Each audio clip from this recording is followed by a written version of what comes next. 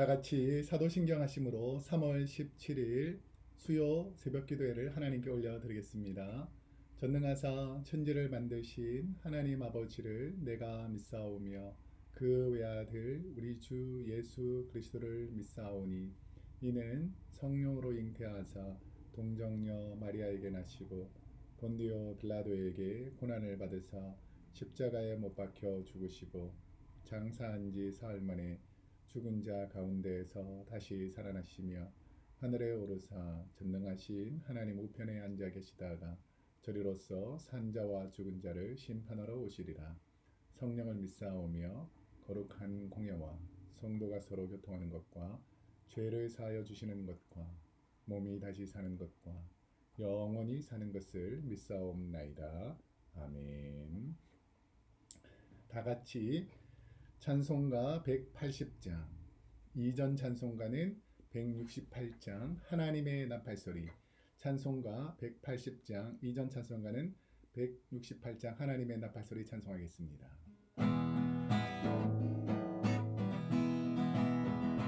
하나님의 나팔소리 천지 진동할 때에 예수 영광 중에 구름 타시고 천사들을 세계 만든 모든 곳에 보내어 구원 받을 성도들을 모으리.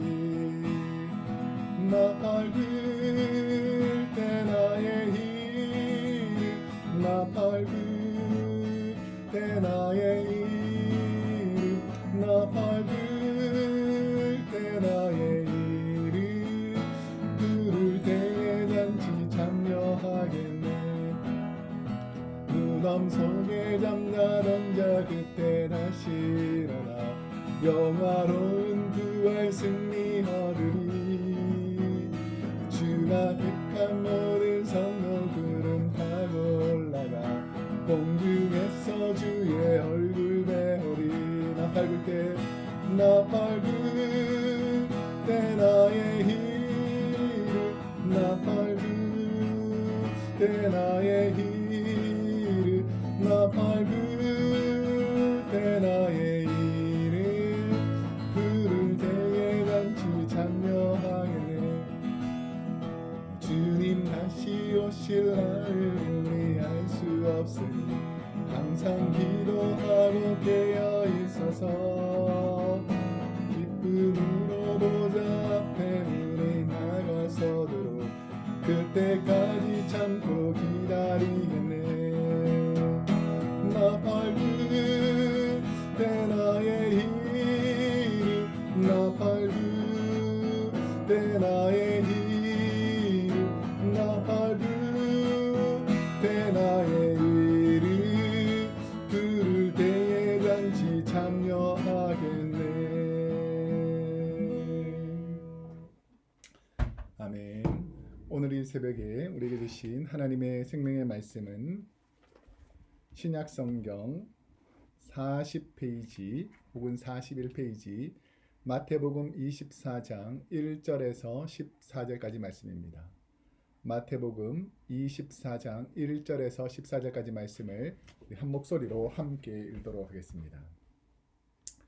예수께서 성전에서 나와 가실 때에 제자들이 성전 건물들을 가리켜 보이려고 나오니 대답하여 이르시되 너희가 이 모든 것을 보지 못하느냐. 내가 진실로 너희에게 이르노니 돌 하나도 돌 위에 남지 않고 다 무너뜨려지리라.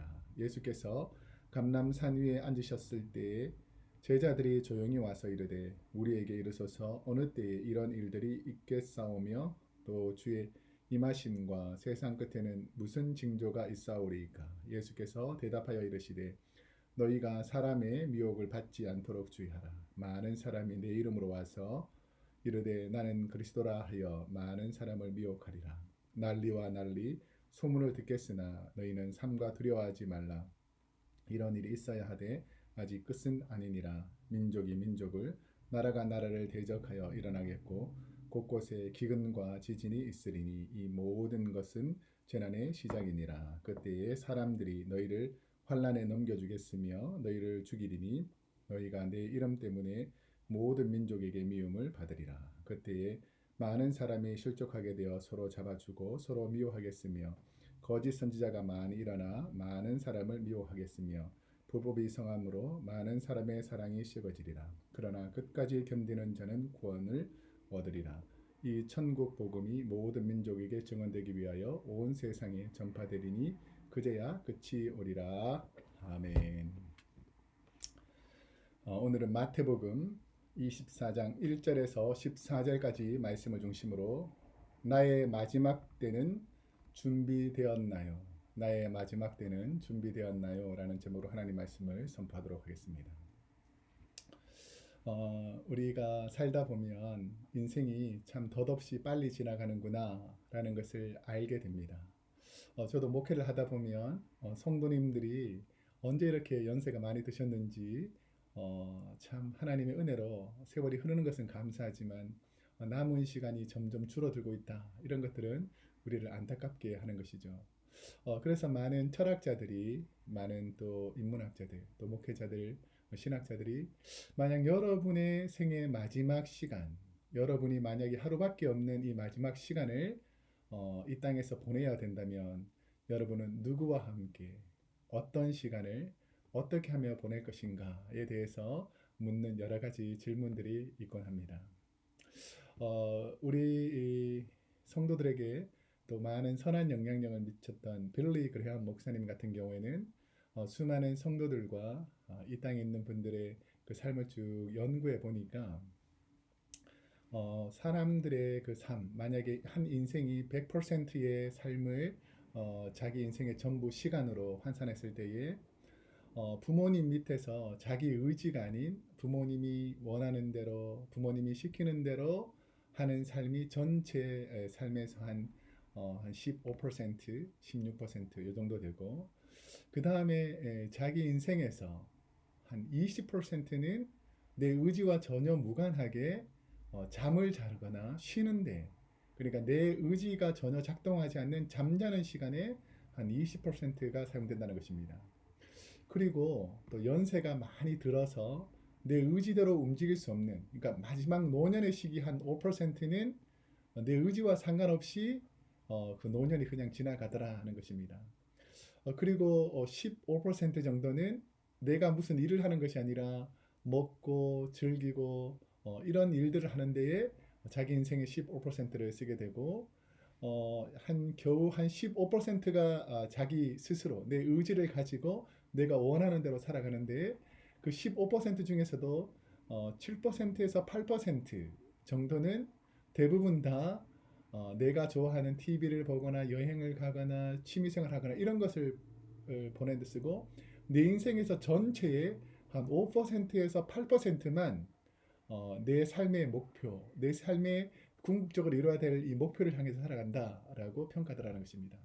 저도 이 이야기를 듣고 쭉 리뷰해 보니까 그렇구나, 내가 하나님의 자녀로서 또 목회자로서 이 땅을 살아가면서 내가 하나님 일을 한다고 하지만 과연 내가 어느 정도, 물론 뭐 다른 분들보다는 조금 더 이 성도들을 돌보고 설교도 준비하고 말씀도 연구하고 가르치고 이러기 때문에 하나님의 일을 한다고 하지만 내 인생 전체를 봤을 때는 아주 소수의 퍼센트를 사용해서 하나님 일을 하고는구나 라는 것이죠. 그러니까 엄밀히 바꿔 말하면 이 마지막 시간이 다가올 때까지 내가 주님께 맡겨준 그 귀한 사명들을 잘 감당하기가 쉽지 않기 때문에 우리 주님께서는 세월을 아끼라, 때가 악하니라 라고 말씀하셨던 것 같습니다. 오늘 본문에서는 예수님께 제자들이 화려한 예루살렘 성전에 올라가서 이 성전이 영원할 것처럼 이 위대한 성전은 영원할 것입니다 라고 예수님께 말할 때에 예수님께서는 이 성전이 어떻게 될 것인가에 대해서 설명해 주고 있습니다. 오늘 본문 1절에서 2절 말씀해 보니까, 예수께서 성전에서 나와서 가실 때에 제자들이 성전 건물들을 가리켜 보이려고 나오니 대답하여 이르시되 너희가 이 모든 것을 보지 못하느냐? 내가 진실로 너희에게 이르노니 돌 하나도 돌 위에 남지 않고 다 무너뜨려지리라. 제자들은 지금 예수님과 함께 예수님 당시에 지어졌던 예루살렘 성전에 대해서 그 화려함과 그 위상에 대해서 설명하고 있습니다. 우리 성도님들 아시는 분도 많이 있겠지만 혹시나 모르시는 분들을 위해서 예루살렘 성전에 관해서 제가 잠깐 설명해 드리겠습니다. 그 예루살렘 성전이 처음 지어졌을 때에는 다윗이 이 전쟁을 많이 하고 피를 많이 흘려서 다윗이 간절히 성전을 짓기를 원했지만 하나님께서 그 아들 솔로몬에게 성전 건축을 허락했습니다. 그래서 솔로몬이 20살의 왕이 되고 제위 5년 만인 25살에 성전을 본격적으로 건축하는데 착공한 날부터 한 7년 6개월 정도에 걸쳐서 하나님의 성전을 건축합니다. 그게 예수님 탄생 BC 959년에 완공됩니다. 이 성전이 거의 한 380년, 거의 400년 가깝게 계속해서 내려오다가 BC 586년에 예루살렘을 침공한 바벨론 왕 느부갓네살에게 이 예루살렘이 함락되면서 예루살렘 성전이 완전히 해파됩니다.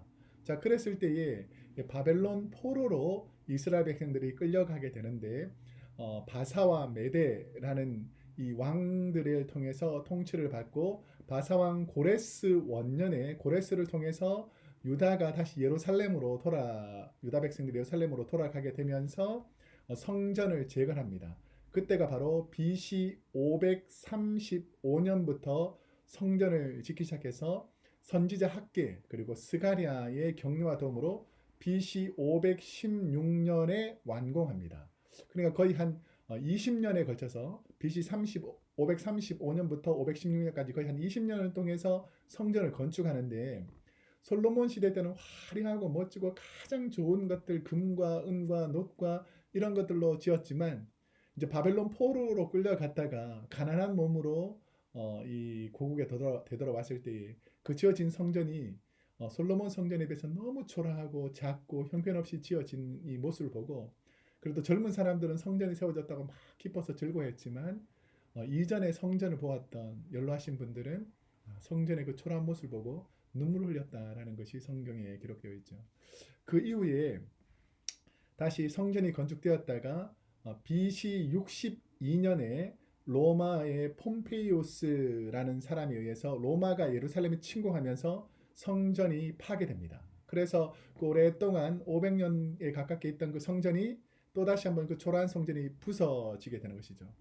근데 세 번째 성전은 BC 37년에 헤롯 대왕이 통치하면서 민족 융화 정책을 피면서 지금 가장 화려한 그러니까 솔로몬 시대에 지어졌던 그 화려한 성전의 거의 2배 규모의 큰 대리석을 깔기 시작하고 아름답고 멋진 성전을 건축했습니다. 지금 예수님께서 보시는 그리고 제자들이 보았던 그 성전은 바로 헤롯이 지었던 화려하고 큰 성전이죠.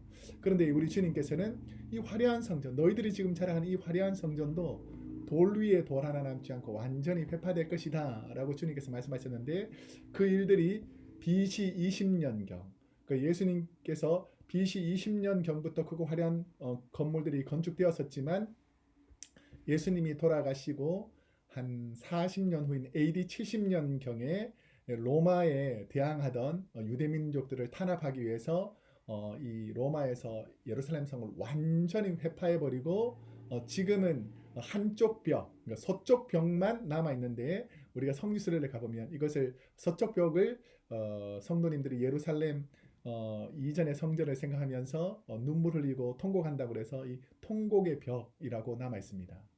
그런데 안타깝게도 그때 무너진 성전은 이제 영영 지금까지 세워지지 않고 그곳에서는 이슬람의 모스크가 황금돔이라고 해서 세워져 있습니다.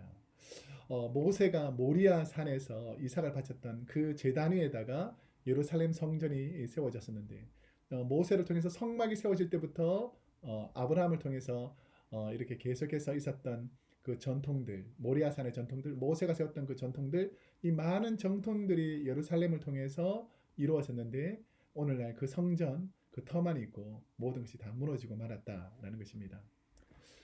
종말에 어떤 일이 일어날 것이라고 예수님께 제자들이 물어볼 때 예수님께서 무엇이라고 말씀하시는가? 오늘 본문 4절에서 5절에 보니까 예수께서 대답하여 이르시되 너희가 사람의 미혹을 받지 않도록 주의하라. 많은 사람이 내 이름으로 와서 이르되 나는 그리스도라 하여 많은 사람을 유혹하리라.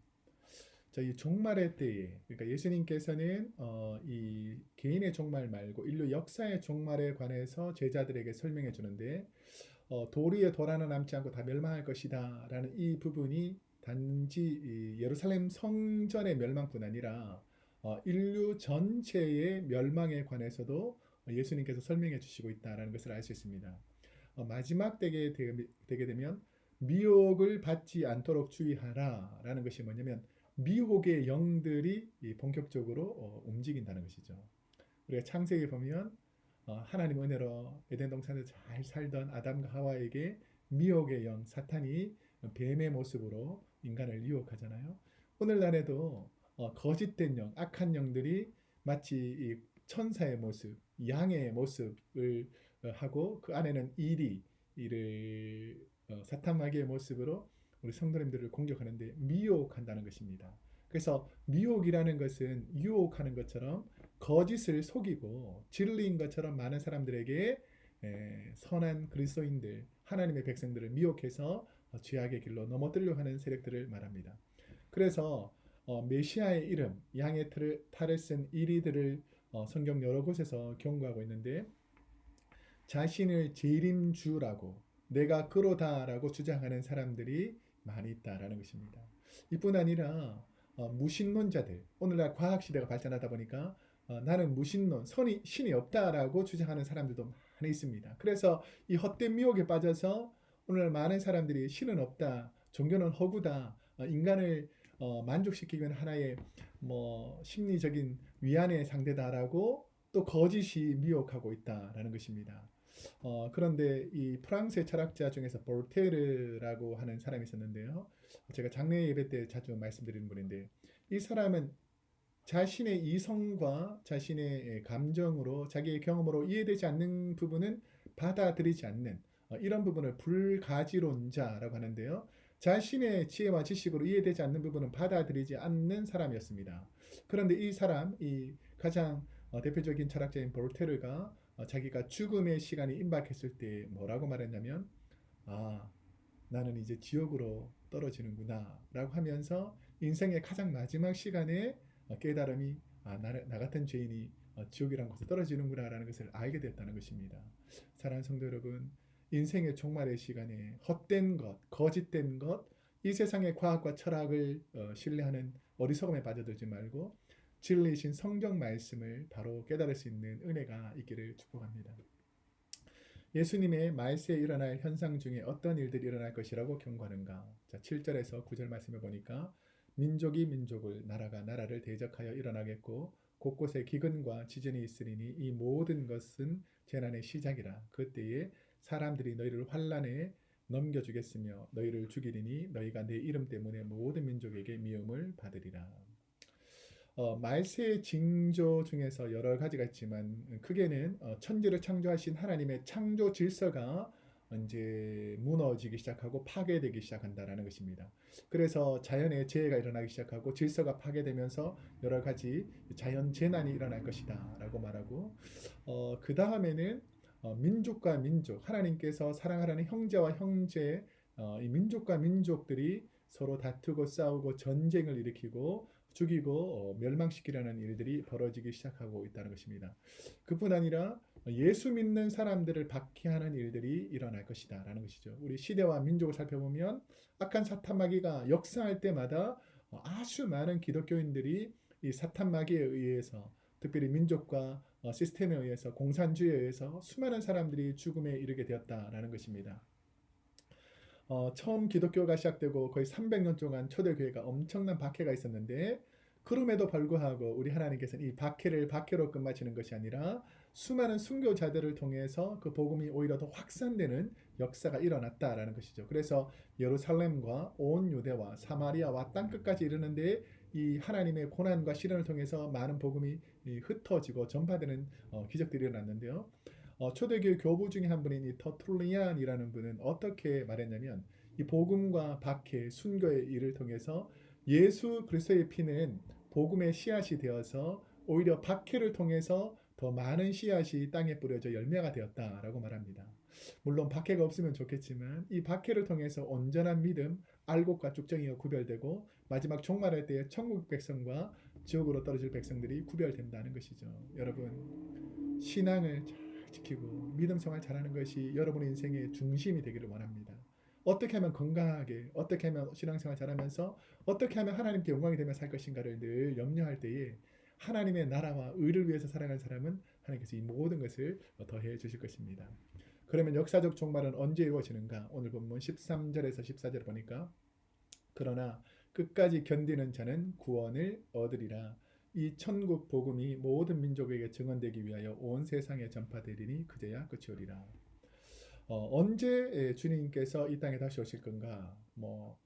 인자도 모르고 아무도 모르고 오직 하나님만 아신다라고 했는데 그 결정적인 힌트는 주님께서 이 복음이 주의 복음이 이 땅끝까지 다 전파될 때에 그제야 비로소 주님께서 오신다라고 말했습니다. 그래서 이 복음의 모토를 가지고 수많은 우리 목회자들, 신학자들, 선교사님들이 어떻게 하면 주님의 나라를 이 땅에 속히 임하게 할 것인가에 대해서 많은 고민을 했는데 이 세계의 종족들, 모든 나라와 민족 중에서 종족들, 언어가 다르거나 문화가 다른 종족들을 연구해 봤더니 16,074종족 정도가 이 세상에 대략 존재한다라고 선교사님들이 파악을 했습니다. 그런데 아직도 복음이 한 번도 전해지지 않은 이 종족들이 거의 한 5, 6천 종족 정도가 되는데 특별히 북아프리카에서 동아시아에 이르는 북위 10도에서 북위 40도 사이에 있는 민족들 중에서 특별히 많은 한 5, 6천 민족들이 아직도 복음을 한 번도 들어보지 못했다라는 것이죠. 그래서 이 선교학적으로는 이것을 1040 창이라 그럽니다. 1040.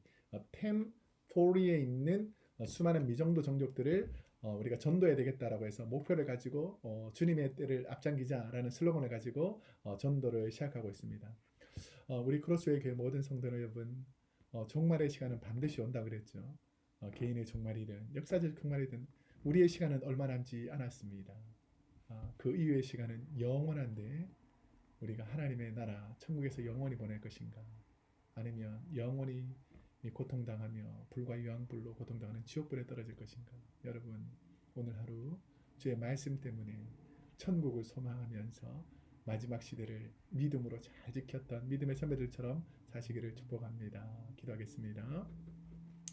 사랑이 많으신 하나님, 오늘도 우리를 사랑하여 주셔서 주의 은혜로 붙잡으셨는데 우리가 거짓과 제약에 속지 않게 하시고 마지막 때 믿음으로 잘 살아갈 수 있도록 도와주옵소서. 감사드리며 예수님의 이름으로 기도드립니다. 아멘.